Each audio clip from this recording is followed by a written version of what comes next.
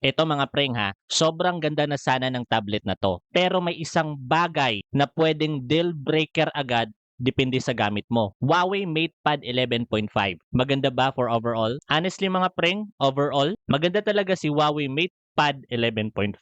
Lalo na kung student ka, mahilig manood.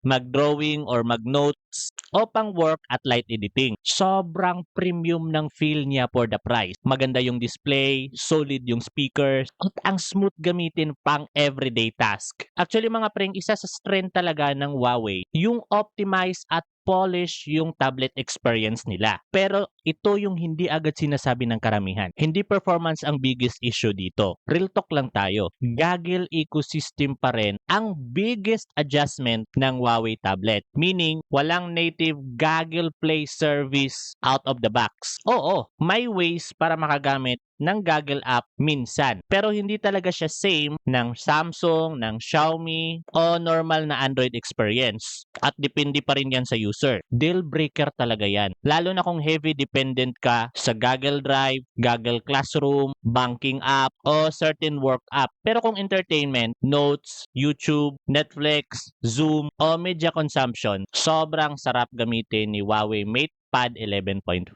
At honestly mga preng, mas maganda yung speakers niya compared sa mga other budget tablet na makikita mo dyan. Yung battery life niya okay din at hindi din siya umiinit agad sa normal use lang. Kaya verdict ko mga preng, media consumption plus studies plus premium feel, Huawei MatePad 11.5 sobrang sulit. Pero kung heavy goggle ecosystem ka, mas safe si Samsung Galaxy Tab or si Xiaomi Pad series. Kaya mga preng, kung gusto nyo ng honest gadget review na hindi puro specs lang, follow mo ako preng. Kasi dito, pinag-uusapan natin ang hidden long-term issue and experience sa tunay na daily use. Pero kung nakapag-decide ka na bumili ng smartphone or tablet online at nag-aalala ka kung saan makabili, go check to my profile, check my bio. Nandiyan na lahat ng listahan ng mga official and authorized store online na pwede mong pagbilhan ng paborito mong smartphone or tablet. And take note, nandiyan din yung mga top-rated na mga smartphone accessories na posibleng magagamit mo in the future or sa iyong araw-araw.